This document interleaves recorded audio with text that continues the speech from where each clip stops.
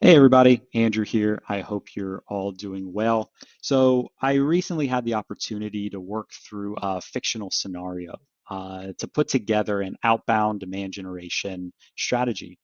And going through that exercise, it took a good amount of time, but I thought it might be useful for other marketers out there to look at what I worked on, what my mindset was, and then potentially get some inspiration from that and make it your own. Maybe there's something in this that could be helpful to your current efforts. Maybe even the templates or information that I shared in here, you could utilize as a starting out point so that you can jump into your outbound efforts.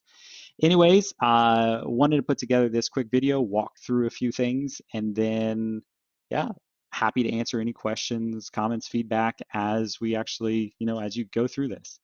So the scenario that I went through is written out right here, and you'll have access to this document. But let's say it's the end of Q2, and we have insights that after the first half of the year, our outbound sales channels are performing better than our inbound sales channels.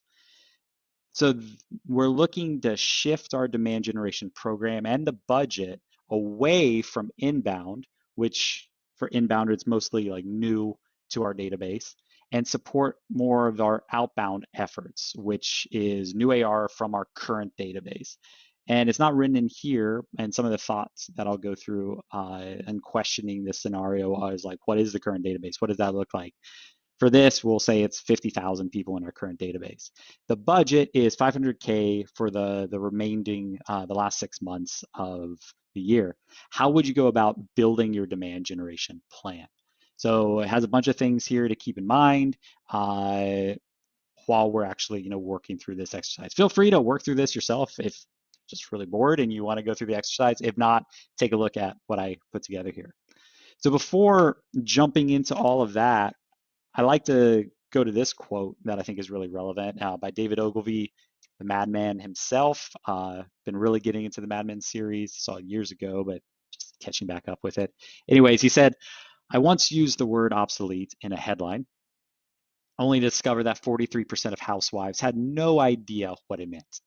In another headline, I used the word ineffable, only to discover that I didn't know what it meant myself. So the point of this is for us as marketers to always take a step back, before we jump into the tactics of, optimizing the current paid ads that we're running, tweaking the nurture sequence that we're working on, going into whatever of the hundreds of tactics that we could use. Take a step back and really make sure that you understand who your customer is. Understand what the pain points are. What's really keeping them up at night, and what's the language that they're using to express that. We're not no Nobody wants to buy a better mousetrap. They want to get rid of the mouse, at the end of the day. So let's figure out a way to really help them solve that problem and use the messaging that resonates most with them so that they're not staying up at night, thinking about this. So with the scenario that I originally presented, there's a few things that instantly popped into my mind when I was working through it. And that's the question this entire process. It's what is the end goal, right? So an example is, we're putting this together, but why? Is the goal to generate X amount in net new revenue in the next 3 years? Or the hypothesis, or I guess the real critical number that I use for a lot of my strategy in this is to look for a 3-to-1 top line return. So for every dollar that we're spending, ideally we're making, three back. And that's one of the core pieces that I put into here and use that to kind of guide the strategies and the numbers and the forecasting that I put together here. With the scenario, I'm also usually I dig into this information, but it's not presented here, right? So it's a very broad scenario. But originally, you'd want to jump into the data from past campaigns. Look at those current personas that we're targeting. What is that customer journey? Is that actually accurate? And what's the golden path that we're looking for? Just to have a better understanding of everything, you should typically go through a site audit, content audit, just so that I understand those factors in there.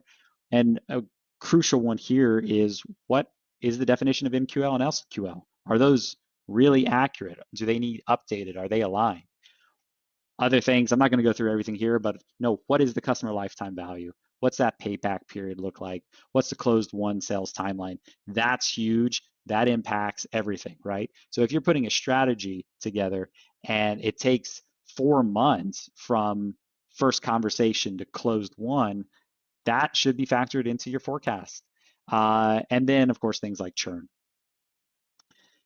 You don't want to wait forever and always build a long-term strategy. You want to identify what are some low-hanging fruits, what are some quick wins so that you can build that into there. Look, are those personas that we're going after? Maybe even shift it altogether outside of personas and use a jobs to be done model. You're still understanding the specific niche, and you still need to understand firmographic and psychographic information, because in this scenario anyways, you're going after enterprise customers that are companies that have 200 plus employees in them, right? But maybe you just shift the entire focus and that changes a lot of the messaging. And then you want to bring light to that dark funnel, uh, utilizing the current customer database, forming a hypothesis on what that ideal customer is. This would be, if I had the time and I was really working in an org, this is what I would typically follow. That first 30 days is just discovery, going through all those items that I just briefly touched on. Then collaboratively working with the leadership team and the other people in the organization to put together a strategy that everybody can get behind, and then getting that approval and implementing it. Because you can't do anything by yourself, right? This scenario, the objective is really to optimize demand generation to support outbound sales and target the enterprise segment. Some of the reasons why we wanted to do this shift is there's lower conversion rates and longer sales cycles observed in inbound, according to this scenario. Inbound efforts predominantly attract small and medium-sized business, while this organization in this scenario is trying to move up market and go more towards enterprise customers. Uh, and that's represented here with a strategic shift towards 200 plus employees. So these are assumptions that I had to put together, right? If you don't have some basic numbers to work off of, then everything is nebulous. Now, of course, this will change when you actually get into the work as you're learning and implementing things. And also, if you actually have access to the database, you could get accurate information around here. So for this scenario, and in the document that I shared, I say the lifetime, the LTV to CAC ratio is a 3 to 1.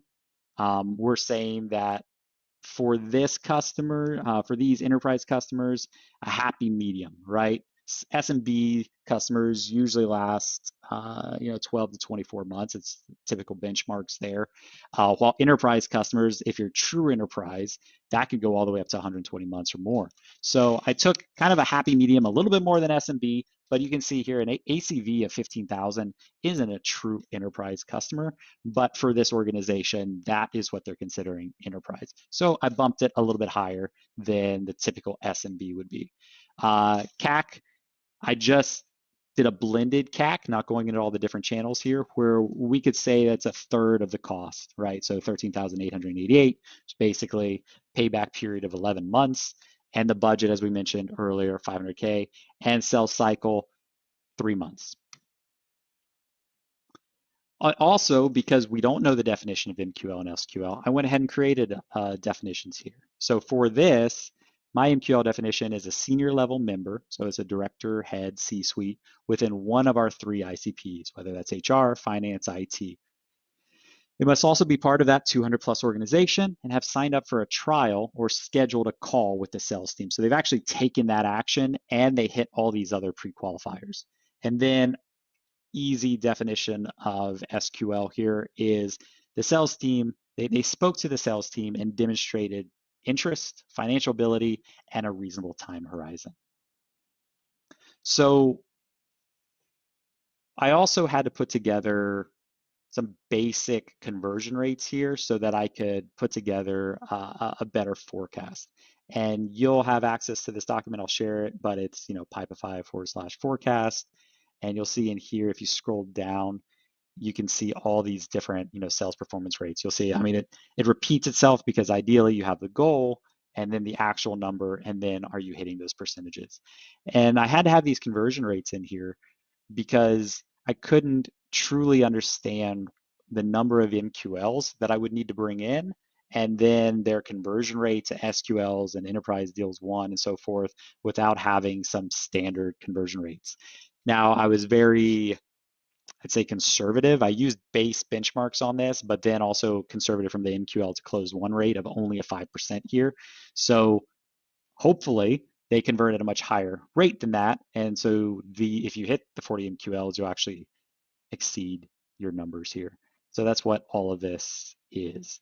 And then there's another tab under here that breaks down the goals by MRR and by month, and the different channels that, as I was thinking through this, the different channels that we could use here. So you have direct mail, event sponsorships, webinars, industry-specific publications, quest for workflow, excellence campaign. It's a creative campaign that I put together here because they said that they tolerate risk. So I wanted to build an interesting campaign that I think could be useful for this organization.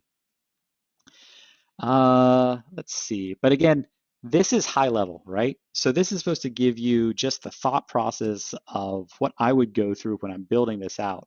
After I've written all of this out, then I'd go into a more phased approach, depending on the resources, depending on the team at hand.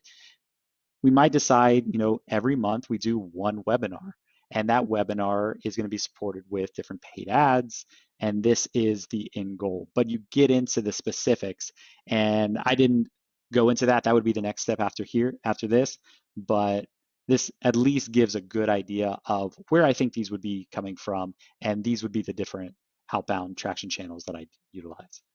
Going back to this, that's what we just discussed. Channel breakdown. So once I have these base elements put into place, like I understand what the customer acquisition cost should be blended. I understand what the lifetime value is. I understand how many MQLs I'd need. I started writing out the different channels and the specific tactics within each of these that I would utilize. In this example, I was building this out for Pipefy, so I used examples and I wrote out examples for every single one of these specific traction channels. So for these, for like LinkedIn ads, right, message ads, I wrote out an example of what I would do there. For the text ads, streamline your IT process with Pipefy, learn more, account-based marketing, sponsored content, et cetera, et cetera. And then by vertical, additional channel there was those industry specific publications, what those would look like, HR.com, workforce for the HR vertical, for finance vertical, CFO.com, and what we would build out in each one of these. And then email outreach, that traction channel and the different ideas that we could do. So especially the segmented email series and the different nurture sequences that could be built out into there. Since we have a current database, we'd leverage multiple things inside there. Webinars and events, roundtables and panels, product demonstrations. So this is a lot of just the different things that you could do within these areas so that I could write out, oh, we could do this, we could do this, we could do this. The next step, like I said, would be to phase this out and say, okay, as a holistic campaign, this would be the layout for the next, few months. This is that campaign that I put together. Feel free to read it. I'm not going to go over this now, but I thought it'd be a really cool experience. The quest for workflow excellence. A narrative-driven campaign. Okay, I'm going to go into it because I love it so much. A narrative-driven campaign that engages enterprise companies in a transformative journey to revolutionize their workflow management.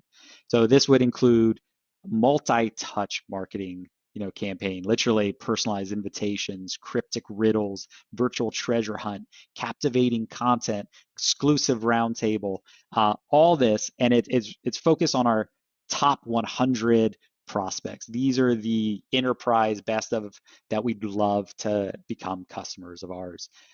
Because of the cost, that's why you'd limit it to a smaller group. I was just giving the credit here. I was inspired by Sally Hogshead. In her book Fascinate, she talks about how her agency was almost bankrupt, and her last ditch effect was really through direct mail, where she put together these packages around her personality tests and sent them to her top ideal customers. And when those arrived, she ended up closing a pretty large portion of them, and that's what really helps her jump to success. if you go into this document, I'm sure the next thing you're thinking of is, wow, that's a lot. How do we actually handle this? How would you mentioned 500,000, how's that budget actually broken down?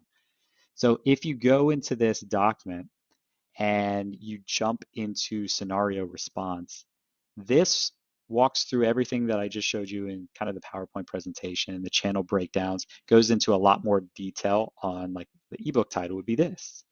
Um, but jumping in, and also you can read the full campaign idea. Feel free to steal it. If you actually do it though, please ping me. I'd love to see it. It would be an awesome campaign to actually see come to life. But if you go down to, well, for this one, I wrote out the cost breakdown, potential ROI. I wanted to make sure that everything that you do, you can show rationale behind it and that it is driving towards that, 3 to 1 CAC to LTV cost. So this is where I actually break down.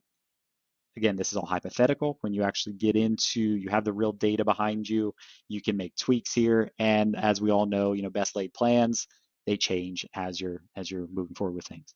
But this shows where I would allocate the budget. And in this specific scenario, it's a mixture of US market and Brazilian market. There's already a strong presence in the Brazilian market, but the US market is an area that they really want to expand into. So I did like a 70-30 split on the budget here. But direct mail, US budget here, event sponsorship, this, webinars, yada, yada, yada.